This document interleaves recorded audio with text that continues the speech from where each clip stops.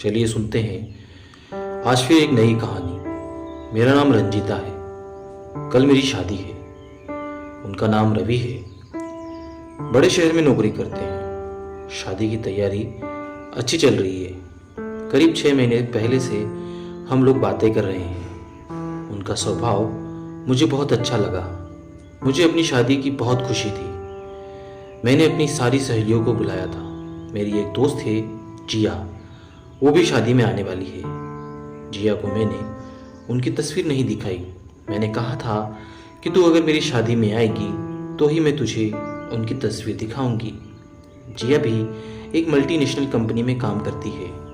जिया के ऑफिस में कुछ काम आने की वजह से वो थोड़ा लेट हो गई। आज रात में मेरी शादी है और जिया सुबह मेरे घर पहुंची।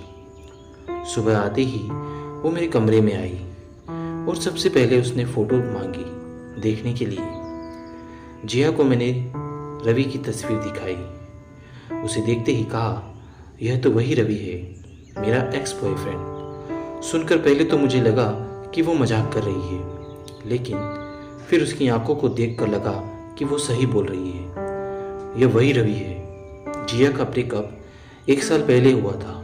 जिया उस लड़के के साथ करीब 1 साल से थी। जिया जिस लड़के को भला बुरा कहती थी वो यही रवि है, मेरा होने वाला पति। और जिया ठीक मेरी शादी के दिन आई है। अब मैं क्या करूं भी तो क्या करूं। जिया ने अपने आप को संभाला और कहा कि कुछ तो हो सकता है तो एक बार फिर सोच ले। जिया ब्रेकअप की वजह मैंने पहले भी पूछी थी। उनके बीच एक बहुत बड़ा झगड़ा हुआ था जिसमें वो जिया पर गुस्सा हो गया था। जिया मुझे कह रही थी कि 6 महीने से तुझे पूछ रही हूँ तो कुछ बता ही नहीं रही। पहले बता दिया होता तो ऐसे। यह जिया का पहला ब्रेकअप नहीं था। इसके पहले भी उसके ब्रेकअप हुए हैं। सोचते सोचते शाम हो गई। बारात दरवाजे पर आ गई। मैंने जितनी भी रवि से बात की थी उससे मुझे उतना बुरा नहीं लग रहा था जितना जिया बता रही थी। जिया मेरी शादी के पहले भी वहाँ से चली गई। वो शाम को मेरी शादी तक भी नहीं रुकी। मेरी शादी हो गई और मैं विदा हो गई। सुहागरात के सबके लिए बड़ी खास होती है, लेकिन मेरा मन तो अब कहीं और ही है। मेरे मन में तो सवाल है, शक है, शंका है और इस बात का डर है कि कहीं मैंने किसी गलत आदमी से शादी तो नहीं कर ली। वो कमरे में आई। मैं चुपचाप बैठी थी। वो आते ही बोलने लगे, अरे तुम तो शर्मा रही हो। रवि के चेहरे पर एक अलग ही खुशी थी। वो जैसे ही मेरे पास आए मैंने कहा कि आज हम सिर्फ बात करेंगे, मुझे आपसे कुछ पूछना है। वो बोले, आज बात कौन करता है। फिर बोले, मजाक था, बोलो जैसा तुम चाहोगी वैसा ही होगा। मैंने बोला, आपने मुझे जिया के बारे में क्यों नहीं बताया।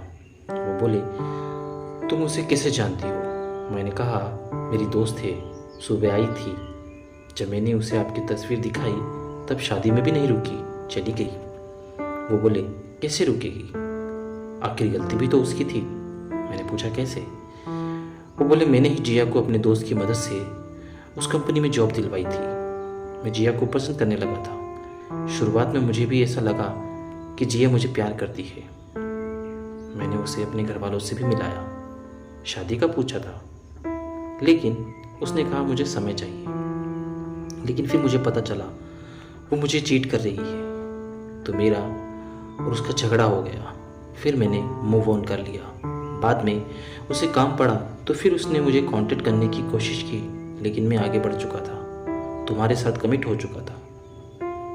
जिया को मैं जानती हूँ, वो थोड़ी मौका परस्त तो है, लेकिन मेरे मन में दुविधा थी कि रवि सच बोल रहे हैं क्या जिया।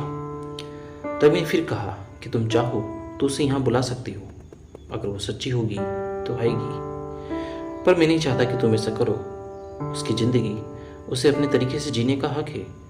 रवि ने फिर कहा, तुम अपना समय ले सकती हो। अब हमें एक दूसरे के साथ ज़िंदगी बितानी है, पास्ट नहीं फ्यूचर का सोचना है। अगली सुबह मैंने जिया को फ़ोन किया। उसने मेरा नंबर ही ब्लॉक कर दिया था। साफ था कि उसे डर था कि रवि मुझे अपनी बात जरूर बताएगा।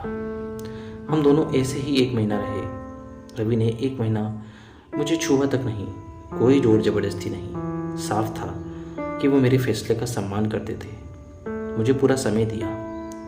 एक इंसान कुछ समय के लिए अपनी सच्चाई छिपा सकता है, लेकिन 1 महीने में भी रवि ऐसे ही शांत और हंसमुख थे। फिर मैंने उन्हें अपना पति स्वीकार कर लिया।